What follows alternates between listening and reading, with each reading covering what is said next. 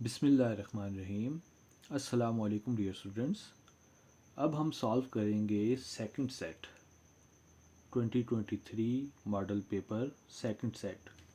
इसके एमसीक्यूज़ के सॉल्यूशन को देखते हैं कि ये एमसीक्यूज़ आपने कैसे सॉल्व करने हैं। ये एमसीक्यूज़ थोड़े से टेक्निकल हैं, आपने बिल्कुल गौर से ये वीडियो देखनी है ताकि आपको एग्ज़ाम में किसी किस्म का मसला ना हो।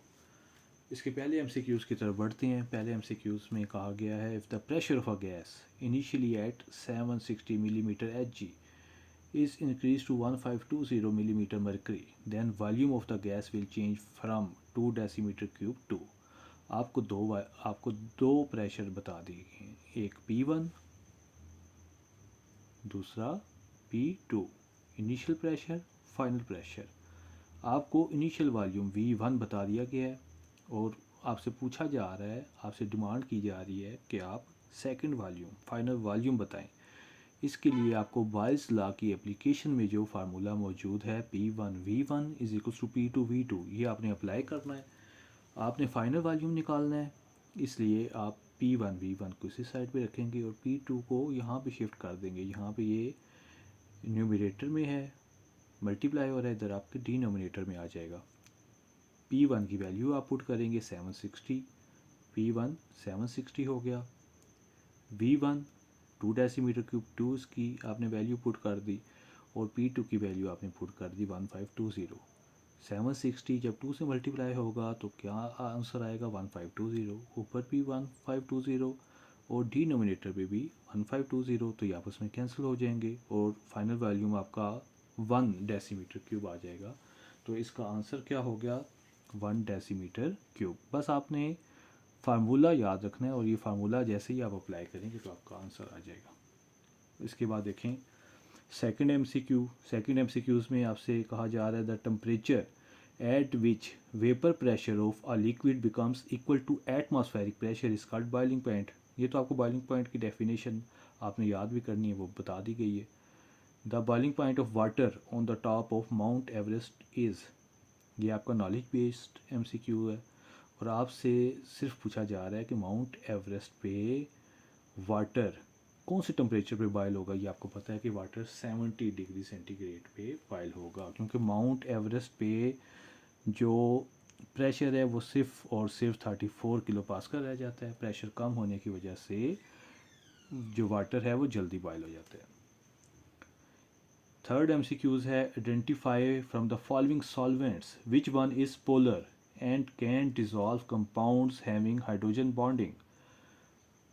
आपने आइडेंटिफाई करना है कि इनमें से कौन सा जो कंपाउंड है वो पोलर है और हाइड्रोजन बॉन्डिंग की प्रॉपर्टी रखता है। बेंजीन नॉन पोलर है, ईथर नॉन पोलर है, पेट्रोल नॉन पोलर है। एक वाटर रह गया जो कि पोलर कंपाउंड है। हाइड्रोजन जो है ये पॉजिटिव पोल है और ऑक्सीजन इसका नेगेटिव पोल है। और ऑक्सीजन इलेक्ट्रोनेगेटिव एलिमेंट है। इलेक्ट्रोनेगेटिव एलिमेंट अगर हाइड्रोजन के साथ अटैच हो तो वो उसमें कौन सी प्रॉपर्टी मॉलिक्यूल में पैदा हो जाती है, हाइड्रोजन बॉन्डिंग। तो इसका आंसर क्या है वाटर। वाटर में हाइड्रोजन बॉन्डिंग है और वाटर पोलर मॉलिक्यूल है। फोर्थ एमसीक्यू देखते हैं। Molarity of a solution of NaOH is 1 molar. NaOH solution की मोलैरिटी कितनी आपको बताई गई है 1 molar. How many number of moles of NaOH will be present in 250 centimetre cube of this solution. अब आपसे कहा गया कि अगर 250 सेंटीमीटर, आपने देखना है कि आपको यूनिट क्या बताया गया है सेंटीमीटर क्यूब, तो आपके लिए आसानी होगी, आप इसको डेसीमीटर क्यूब में अगर चेंज कर लेते हैं 250 सेंटीमीटर क्यूब को डेसीमीटर क्यूब में चेंज करने के लिए 250 को हम 1000 से डिवाइड करेंगे तो इसका आंसर आएगा 0.25 डेसीमीटर क्यूब। डेसीमीटर क्यूब में आप जब इसका आंसर आएगा तो ये आ जाएगा 0.25 डेसीमीटर क्यूब। पहले तो हमने ये कर लिया। उसके बाद आपको कहा गया कि मोलैरिटी कितनी है 1 मोलर। मोलैरिटी 1 मोलर, तो 1 मोलर अगर आपने इसकी मोलैरिटी आपने इसकी बनानी है सॉल्यूशन की, तो 1 मोलर के लिए आपको क्या करना पड़ेगा, नंबर ऑफ मोल्स भी अगर 0.25 हों और वॉल्यूम भी 0.25 हो तो ये आपस में कैंसिल होंगे, तो मोलैरिटी कितनी आ जाएगी इसकी 1। ठीक है। ये MCQs आप इस ट्रिक से भी सॉल्व कर सकते हैं। इसके बाद देखें oxidising agent is a substance, कि ऑक्सीडाइजिंग एजेंट जो है वो सब्सटेंस होता है। कैसा सब्सटेंस होता है, इसमें से आपने देखना है कि इनमें से करेक्ट कौन सी है। बाकी आपको 3 जो ऑप्शन है इसमें इनकरेक्ट बताई गई होंगी और एक ऑप्शन इसमें से करेक्ट होगी। तो जो करेक्ट होगी वो आपने इसमें से आइडेंटिफाई कर लेनी है। तो इसमें देखें ए ऑप्शन है oxidising agent is a substance which reduces itself and oxidises other substance. तो ये जो फर्स्ट ऑप्शन है, ये फर्स्ट ऑप्शन ही करेक्ट है। ऑक्सीडाइजिंग एजेंट ऐसा सब्सटेंस होता है जो इटसेल्फ तो रिड्यूस हो जाए लेकिन अदर सब्सटेंसेस को ऑक्सीडाइज करे। यह डेफिनेशन आपने पढ़ी भी होगी। तो इसमें इसका जो आंसर है वो ए ऑप्शन है। 6th MCQs, electrons are filled in 4 shells K, L, M and N. L shell has subshells। आपसे पूछा जा रहा है कि जो L शेल है उसमें सब शेल्स की तादाद कितनी है। तो आपको पता है कि पहला शेल के शेल जो है, के शेल में कितने सब शेल होते हैं, ए की, जो कि होता है एस। उसके बाद एल है, एल में 2 सब शेल होते हैं, एक एस और एक P. L shell second shell है, इस वजह से ये 2 यहाँ पे साथ इसके 2 आएगा, 2s और 2p। तो इसका राइट आंसर क्या होगा, 2s एंड 2p। इसी तरह अगर आपसे एम शेल पूछा जाए तो आपने ये लिख देना है 3s 3p 3d। अगर आपसे एन शेल के बारे में पूछा जाए तो ये एन शेल के लिए डी ऑप्शन होगा। इधर एल शेल पूछा गया तो एल शेल के लिए जो राइट ऑप्शन है वो क्या है, 2s एंड 2p। अब आगे देखते हैं 7th MCQs। 7th MCQs में आपसे कहा जा रहा है isotopes have same atomic number and different mass number. ये तो आइसोटोप की डेफिनेशन है। Which radioisotope is used for the diagnosis of tumour in the body. ये जो एक्चुअल जो आपसे पूछा जा रहा है वो ये है, which radioisotope is use for diagnosis of tumour in the body. तो इसका आंसर है कोबाल्ट 60। ये आपको पता होना चाहिए। Covalent bonds are found by sharing of electron, identify the covalent compound. इनमें से आपने बताना है कि कोवलेंट कंपाउंड कौन सा है। सोडियम सल्फाइड आयनिक कंपाउंड है, लिथियम ब्रोमाइड आयनिक कंपाउंड, इनमें आयनिक बॉन्ड होता है। क्योंकि ये जो आप इसको कैसे पहचान सकते हैं कि फर्स्ट ग्रुप के जो एलिमेंट्स हैं ये आपको फर्स्ट ग्रुप के एलिमेंट्स बताए गए हैं, या सेकंड ग्रुप के एलिमेंट्स जो हैं अल्कलाइन अर्थ मेटल्स जो हैं, जैसा ये कैल्शियम है। तो ये अक्सर जो कंपाउंड्स बनाते हैं वो आयनिक होते हैं, ठीक है। और इनमें से आप देखें, ये अब रह गया ये कार्बन सल्फाइड जो है CS2, सही। जो CS2 है, CS2 कोवलेंट कंपाउंड है, क्योंकि कार्बन और सल्फ़र की जो इलेक्ट्रोनेगेटिविटी है इसका डिफरेंस बहुत कम है।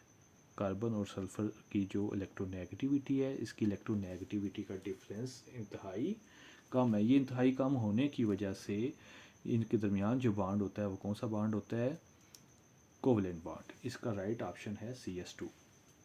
इस तरह से आपने आइडेंटिफाई करना है कोवलेंट कंपाउंड और आयनिक कंपाउंड। इस तरह के MCQs बहुत रिपीट होते हैं। Predict the group and period that shows electric configuration of x. X कोई भी एलिमेंट है, आपको जनरल कोई भी इसकी आपको अल्फ़ाबेट दे दिया, उसकी इलेक्ट्रॉनिक कन्फिगरेशन आपको बता दी है। अब आपने ये प्रिडिक्ट करना है कि इसका ग्रुप क्या है। इसको आप लोकेशन, इसको जब आपको क्वेश्चन शॉर्ट क्वेश्चन में अक्सर पूछा जाता है कि इसकी लोकेशन प्रिडिक्ट करें, तो लोकेशन में 2 चीज़ें आती हैं, एक इसका ग्रुप और एक इसका पीरियड। इसके ब्लॉक के बारे में भी आप बता सकते हैं। इधर आपसे पूछा जा रहा है कि इसका ग्रुप कौन सा और पीरियड कौन सा है। ग्रुप बताने के लिए आपको पता होना चाहिए कि वैलेंस शेल में कितने इलेक्ट्रॉन है। अब वैलेंस शेल इसका कौन सा है, थर्ड, 3 दोनों के साथ 3 लिखा हुआ है, इसका मतलब है थर्ड। इसका वैलेंस शेल कौन सा है, तीसरा शेल इसका वैलेंस शेल है, आखिरी शेल है। और तीसरे शेल में इलेक्ट्रॉन्स कितने हैं, एक S सब शेल में 2 इलेक्ट्रॉन हो गए, और दूसरा पी सब शेल में 4 इलेक्ट्रॉन होगी। शेल एक ही है, शेल कौन सा है? तीसरा शेल,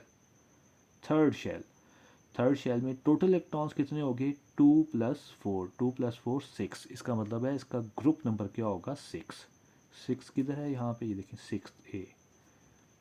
उसके बाद आपने बताना है पीरियड। जो पीरियड है वो डिपेंड करता है कि आपका शेल कौन सा है। अब शेल कौन सा है? 3, देखें 3 लिखा हुआ है। इसका मतलब है ये जो थर्ड है ये पीरियड के लिए, और जो 6A लिखा हुआ है ये किस लिए लिखा हुआ है? ग्रुप के लिए। ग्रुप 6A और पीरियड थर्ड। इसका राइट ऑप्शन कौन सा है? डी। इस तरह से आपने इसको सॉल्व करना है। Atoms react with each other, the following statement are correct except. आपने बताना है कि एटम के हवाले से कौन सी स्टेटमेंट जो है वो ठीक नहीं है। फॉलोइंग स्टेटमेंट्स आर करेक्ट के इनमें से 3 स्टेटमेंट जो हैं वो करेक्ट हैं, एक करेक्ट नहीं है। जो करेक्ट नहीं है वो आपने बतानी है। पहली स्टेटमेंट है they want to complete valence, ये तो ठीक है। They are short of electrons, ये भी ठीक है। They want to attain stability, वो स्टेबिलिटी गेन करने के लिए ये रिएक्ट करते हैं, ये भी ठीक है। दे वांट टू डिस्पर्स, ये रॉन्ग है। दे वांट टू डिस्पर्स, ये रॉन्ग स्टेटमेंट है। डिस्पर्स का मतलब होता है सेपरेट हो जाना, दूर दूर हो जाना, बिखर जाना। तो बिखरने के लिए तो रिएक्ट नहीं करते, ये गलत स्टेटमेंट है। तो ये आपने ये इसका आप जो आंसर है इस MCQs का आपने ये बताना था कि कौन सा इसमें से करेक्ट नहीं है, वो है D option. Non metals do not lose electrons easily, non metals जो हैं वो इलेक्ट्रॉन्स को आसानी से लूज़ नहीं करते। नॉन मेटल्स अक्सर इलेक्ट्रोनेगेटिव होती हैं, वो इलेक्ट्रॉन्स को गेन करती हैं। Predict which statement is correct about non metals, अब आपने इस बेस पे बताना है कि कौन सी स्टेटमेंट करेक्ट है नॉन मेटल के हवाले से। ठीक है, दे आर मैलिएबल, ये तो मेटल्स की प्रॉपर्टीज़ हैं। They are good conductor of heat, ये भी मेटल की प्रॉपर्टी है। मेटल अच्छे कंडक्टर होते हैं हीट के, क्यों होते हैं? क्योंकि उनमें फ्री इलेक्ट्रॉन्स होते हैं, वो इलेक्ट्रॉन्स आसानी से लूज़ कर सकते हैं। मेटल्स तो आसानी से लूज़ नहीं कर सकते, आपको बताया भी ये इन्होंने। इसके बाद है C option, they are poor conductor of electricity, ये स्टेटमेंट करेक्ट है। नॉन मेटल्स जो हैं वो पुअर कंडक्टर होते हैं इलेक्ट्रिसिटी। आप फोर्थ ऑप्शन भी दे रहे हैं, दे आर डक्टाइल, ये मेटल की प्रॉपर्टी है। तो ये थर्ड ऑप्शन हो गया नॉन मेटल की प्रॉपर्टी। इसके बाद देखें लास्ट MCQs है इस मॉडल पेपर का। A chemist performed an experiment to check the percent purity of glucose. Glucose का formula C6H12O6। Identify the branch of chemistry कि परसेंटेज प्योरिटी अगर आपने देखनी है किसी भी सैंपल की, उसको एनालाइज करना है, एनालिसिस करनी है, तो ये एनालिटिकल केमिस्ट्री में आता है।